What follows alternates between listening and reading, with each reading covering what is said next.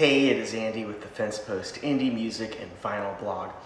Let's take a trip back in time.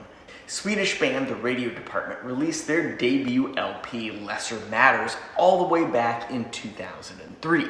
Now, I've covered that here, so check the link in the description for that. Rather than jumping straight into their sophomore release, the band put out 2 EPs instead. One was Pulling Our Weight, and 2 was This Past Week, before ultimately giving us Pet Grief in 2006.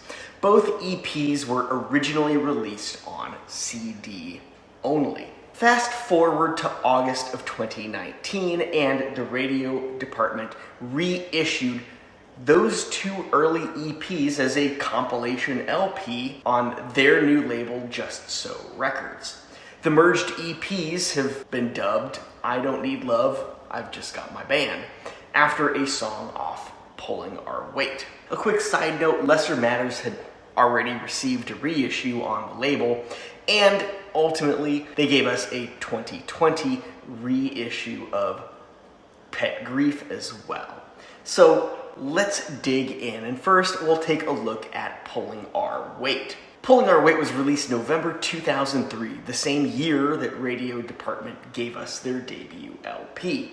So naturally, the EP could easily be an extension of that release, insofar as how it sounds, right? Filled with dreamy, shoegazy undertones and assorted fuzzed-out backdrops, Pulling Our Weight featured several stunning highlights for just having 5 songs. Right off the bat, the title track kicks things off on a high note. It has less fuzz and more dreaminess, a somewhat foreshadowing of what we would ultimately get on Pet Grief. However, the track that I found most intriguing was the second one, We Climb the Wired Fences. That song might be a little more mellow, but the lead guitar melody carries it quite well. It also ended on a high note, closing the EP and in this reissue, side A, with the wonderfully overly distorted guitars of The City Limit. That was the A-side of I Don't Need Love, I've Just Got My Band. Let's look at the B with This Past Week. The Radio Dept released This Past Week in January 2005. The band continued to strip away that heavy fuzz that was kind of highlighted in their debut. It was a trait they carried onto Pet Grief a year later. Songs like Deliverance off of their second EP, or in this case, the B-side of this LP, retained more traits of Lesser Matters than the rest of the extended play. You can hear it in the hard-hitting percussion and reverb-laden vocals. The changes between the 2 EPs are, well, relatively incremental. Subtle, minute, precise. As they evolved, the Radio Dept left behind some of those traditional shoegaze elements of their debut for more dream pop, and even then, the 2 styles aren't really that entirely dissimilar.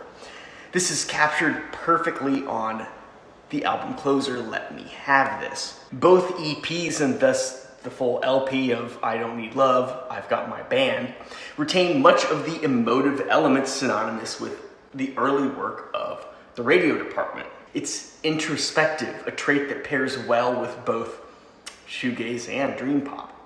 I Don't Need Love, I've Got My Band. Let's take a look at it. In 2010, the band released Clinging to a Scheme. After that, it took another 6 years to release Running Out of Love. There were disagreements with their label, Labrador Records, that caused them to limit what they put out, either by the label's hand or kind of by their own. In fact, their song Occupied off that LP is kind of about that court case that they had with Labrador. Ultimately, they lost the case, released Occupied, and ultimately mended their relationship with the label. Still, the 2 parted ways after Running Out of Love. And I Don't Need Love, I've Got My Band is an early glimpse at what the band has in store for us for the future.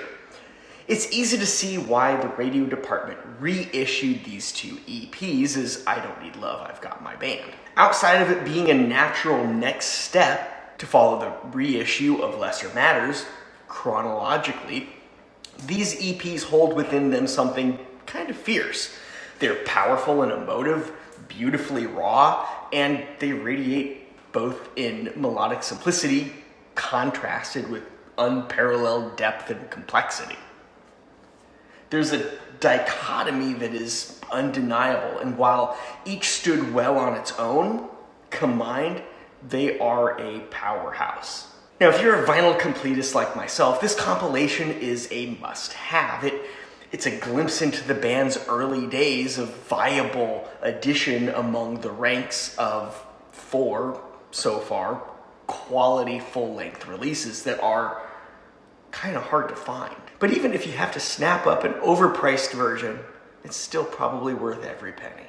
Let's take a look inside. I Don't Need Love, I've Got My Band comes on a gatefold sleeve. You have a nice, simple cover with the band, and the photo carries on the back.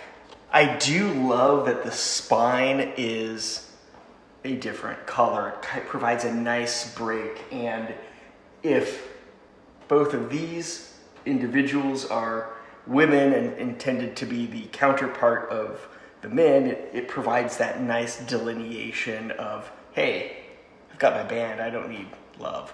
The inside is a carry-on of that spine color. You've got a nice, almost like duotone photo with a very clear outline of some credits. This does just come with one disc. One side is the first EP, one side is the second EP. Very simple, nothing too fancy there. Now, I do have quite a few albums by the Radio Department. I've already covered 2 so far, and I'll be covering more soon. So don't forget to like and subscribe, and I will see you next time.